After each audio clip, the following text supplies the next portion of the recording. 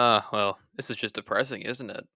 Parent company of Six Flags just announced it plans to close Six Flags America and Hurricane Harbor in Bowie, Maryland after the 2025 and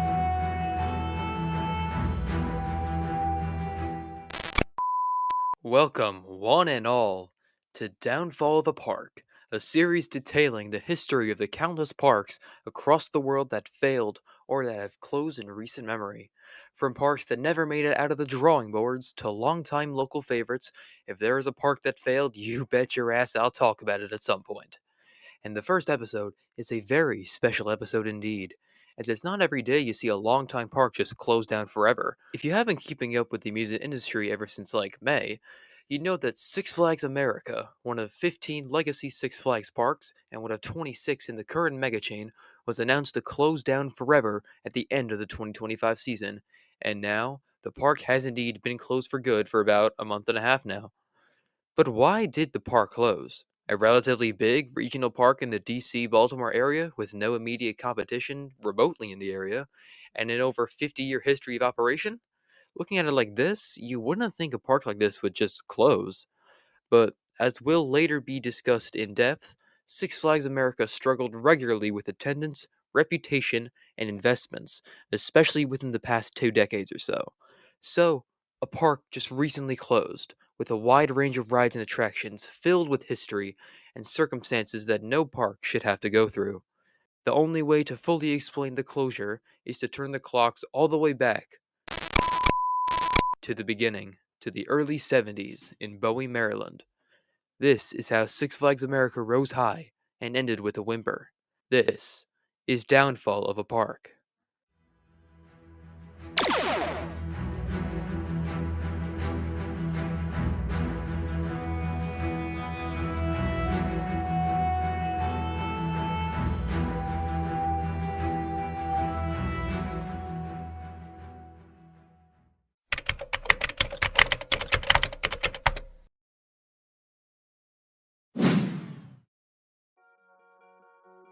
Our tale of woe and misfortune begins in June of 1971 with two brothers, Frank and William Stevenson, two Irish animal trainers looking to strike it big.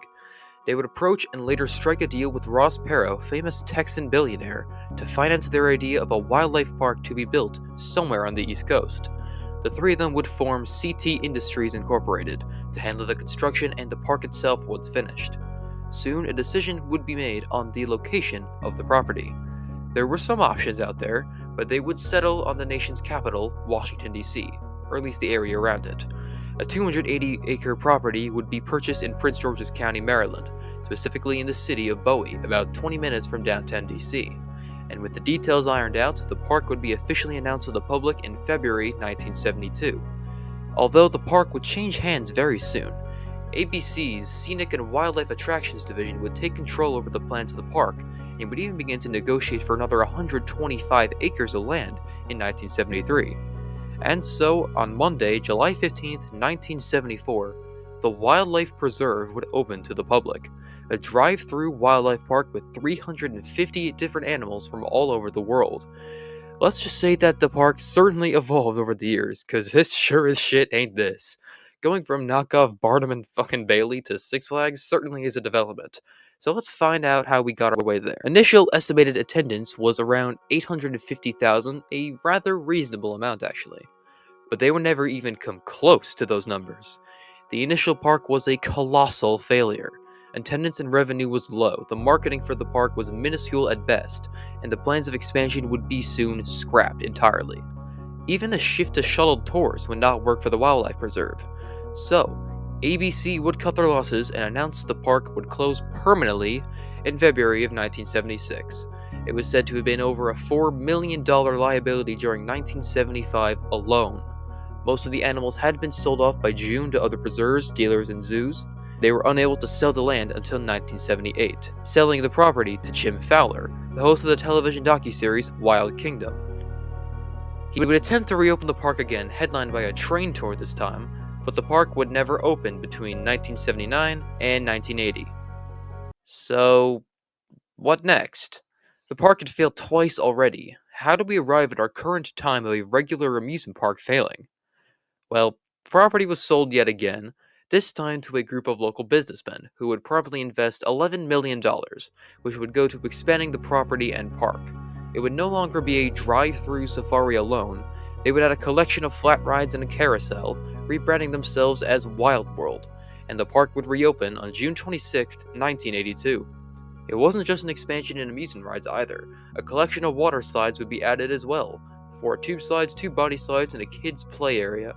As a result of this expansion, revenue would begin to improve, albeit rather modestly. But nevertheless, Wild World served as the canvas that Six Flags America would be built upon. Next year, 4 more flat rides, including a set of giant swings and a swinging ship called the High Seas, would be built to the park. Add along a big expansion of now a full-fledged water park with a $2 million wave pool and more slides, and 1983 became a successful year for Wild World.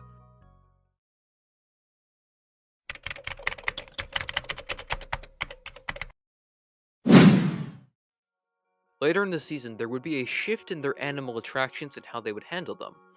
They would close the drive-through safari and replace it with a guided train tour. The train would take guests through the animal exhibits and stop at what they called Safari Village, an area with animal encounters such as elephant, camel, and pony rides, a petting zoo, and other miscellaneous shops and attractions, including a crowd favorite, the Guess Your Age and Weight game, that would later be moved to the main park. What? Oh, how theme park entertainment has changed. Although this would be short lived, as the animals would be sold by the end of the 1983 season. 1984 would mark a shift in the park's focus, removing much of their dry rides into storage and attempting to operate mostly as a water park, adding a stadium and several new slides. The park would actually become very, very successful on hot days, acting as the region's major water park, but as they really should have expected being in Maryland, did not perform as well on cooler days. Due to this fact, the rides would be brought back in 1985, and Wild World yet again became a hybrid amusement and water park. Although, their expansion plans were just beginning. Wild World would soon set their eyes on a headlining attraction, a massive wooden roller coaster to define their skyline. However, it would not be from the ground up, rather, a relocation. The park could not afford to build a wooden coaster from scratch, and there was some fierce opposition from locals for it as well. But during 1985, a park in the middle of Pennsylvania called Canobie's purchased and received a relocated wooden coaster from Texas and reopened it as the Phoenix, which would receive rave reviews and remains to this day as one of the country's best wooden roller coasters. Inspired by this, Wild World management began to search for wooden coasters on the market if there was any, and they would find one. Paragon Park was a Massachusetts park home to a large PTC wooden coaster from 1914, the Giant Coaster. After the park's closure in 1984, the ride suddenly became available.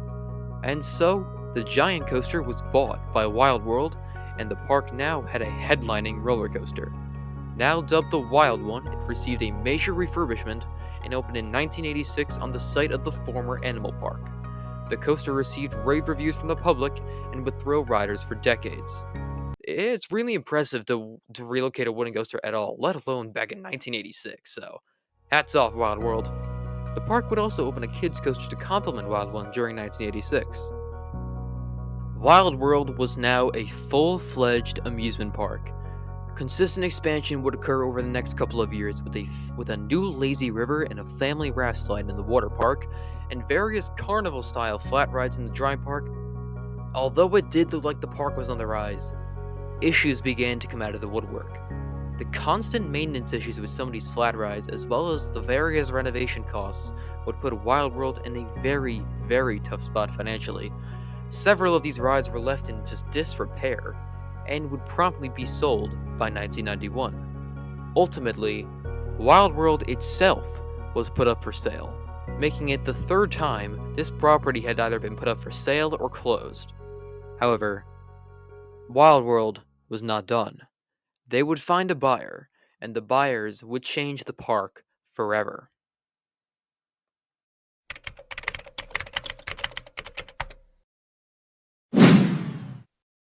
Tierco Group Incorporated, a real estate firm and owners of the Wild West theme park Frontier City in Oklahoma City, would purchase Wild World in 1992. Tierco Group, later known as Premier Parks, remember that it's important, would begin to heavily invest into the park, immediately adding a collection of kids' rides and flat rides in their first year of ownership to replace the ones that were sold, the ones in disrepair. They would also invest $500,000 to remodel and renovate the park, much in the vein of Frontier City. The next year, Tierco would purchase the Upper Sail Lightning Loops, two aerodynamic launched loop coasters from Six Flags Great Adventure. They would send one of the tracks to Frontier City, operating to this day as Diamondback, and the other to Wild World, now named Python, becoming the third coaster at the park in 1993. Shipwreck Falls, a Hopkins shoot-to-shoot, was also added in 1993 as another water ride. The newly rebranded Premier Parks would also then rebrand Wild World, now called Adventure World, and the investments would not slow down in the slightest. Even more flat rides would be added in 1994, and the park was starting to gain a very favorable reputation by the public as a place for families to enjoy the day.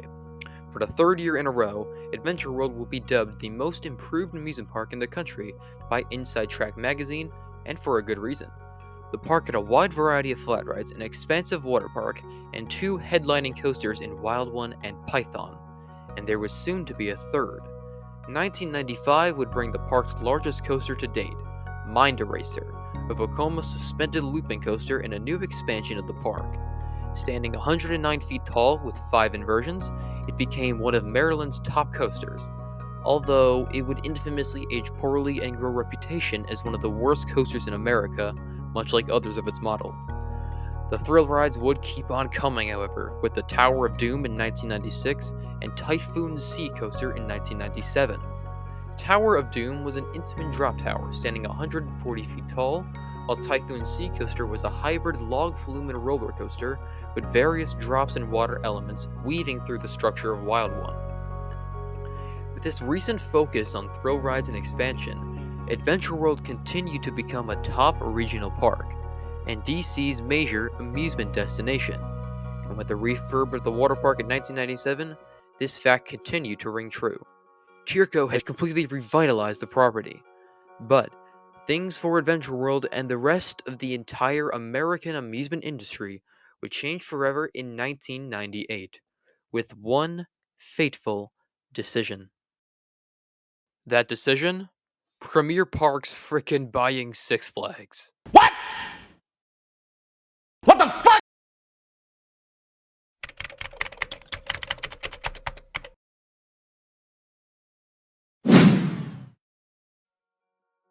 Earlier, I had mentioned Tierco Group Incorporated, who had purchased Wild World and already owned Frontier City. Seeing how well these parks are doing, they knew they could make it big. So as those two parks developed, they were in the midst of their own rapid portfolio expansion, rebranding as Premier Parks. On August 16, 1995, Premier would acquire 3 parks from Funtime Inc. Geauga Lake near Cleveland, Ohio, Wyandot Lake in Columbus, Ohio, and Darien Lake near Buffalo, New York. They like their lakes, don't they? Suddenly, the company now owned 5 parks instead of 2, all across the country, but they weren't done yet. The company then went public in June of 1996 and would acquire even more properties. The Great Escape near Lake George was acquired on August 27th, and Illich Gardens in Denver was bought in September. Riverside Park in Massachusetts was bought in December. No, we're not done yet. Marine World in the Bay Area would go under Premier operation in mid-1997. Then Premier would buy the lease for Kentucky Kingdom in Louisville from Paul Hart for $64 million, with the deal closing on November 7th. Premier would then take over operations of Texas Flag Incorporated, the owners of Six Flags over Texas.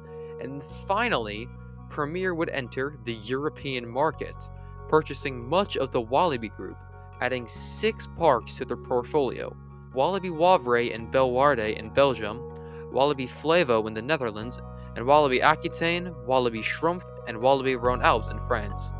God, I butchered those so bad. I am so sorry. The deal would close in 1998 for these parks, and suddenly, in a span of a couple years, Premier Parks went from a small American real estate/amusement park company to one of the largest chains in the entire industry.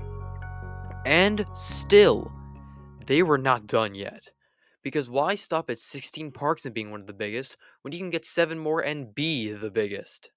So, on February 10th, 1998, a bombshell report dropped.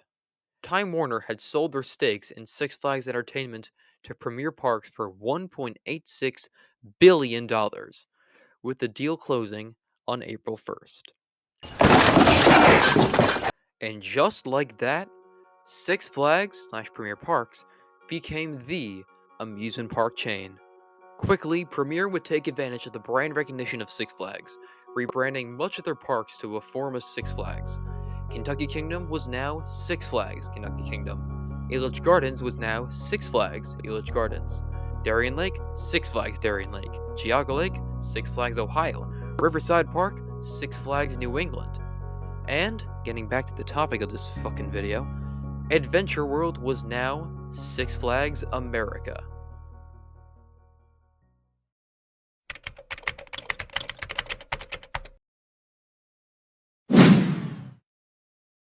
So, enormous goddamn tangent to explain why Six Flags America became part of Six Flags and is called that. Let's get back to the actual history at hand. The same year as the sale, Adventure World would change rapidly. They would add another roller coaster, this time a large wooden coaster by Great Coasters International called Roar. The aforementioned rebrand would occur at the end of the season, and the changes would be swift, making good use of its name. Six Flags America, after being in DC and all, would start to lean into the America part of its name, dividing parts of the park into different sections about the country. These areas were Main Street 1776, Chesapeake, Old Boston, Southwest Territory, and Coyote Creek, all representing parts of the United States, although there were 2 other areas added to the park with the rebrand. One of the major parts of the Six Flags brand, of course, was the Warner Brothers IP held by the company, and they were swift to add them to Six Flags America. Gotham City, an area dedicated to DC comic characters mainly relating to Batman, and Looney Tunes Movie Town, after the iconic cartoons, were added complete with a wide array of new rides. The Joker comes to Washington. Six Flags America presents The Joker Jinx, a new 700-ton tangle of terror that thinks it's a rocket. And the Joker's not alone. Two-Face, the flip side, makes it 2 powerful new super coasters. Now at Six Flags America. In 1999, 3 new coasters would be added, 2 of which were major thrill coasters. The Joker's Jinx was a 78-foot-tall, 60-mile-an-hour launch coaster by Premier Rides, no relation, with 4 inversions, and Two-Face the flip side was a Vekoma in Vertigo, a variant on their popular Boomerang model with the trains underneath the track. It was added to Gotham City, while the Great Chase, a kids coaster by Zamperla, would be added to Looney Tunes Movie Town along with many children's flat rides. Although, Python would be removed to make room for these new attractions. So after the first year of Six Flags branding and operation, Six Flags America had expanded dramatically and were cementing themselves as a true thrill destination for the DC area. And much like their parent company, they were far from done. 2000 brought in a new millennium, and also the largest ride at the park to date and since. Than a speeding bullet, more powerful than a locomotive, able to leap tall buildings in a single bound. Now, Superman soars. Superman, Ride of Steel. Superman Ride of Steel, an enormous intimate mega coaster, would open in the back of the park. A mirror image of the original at Darien Lake, it would have a 205-foot drop, reach speeds of 73 miles per hour, and feature a layout filled with countless airtime moments. The ride would open with extremely popular reviews, instantly becoming the top ride of the park. But crowds were not yet done being spoiled, as the next year, the park would open Batwing, a coaster never before seen by those in the area. Batwing would be a Batman-themed Vekoma Flying Dutchman, positioning riders on their backs and stomachs in a flying position as they flew through an incredibly unique layout, although it is a clone, but whatever. These two coasters in the back of the park, Superman and Batwing, became Six Flags America's top coasters for nearly 25 years. And they would stay that way ever since opening, which we'll get to that. Add on a Sky Coaster in the same year, and Six Flags America had completely transformed. In a span of 4 short years, the park had added 6 roller coasters, a multitude of flat rides, 2 new themed areas, a complete overhaul of the park itself, and complete rebrand and addition of IPs.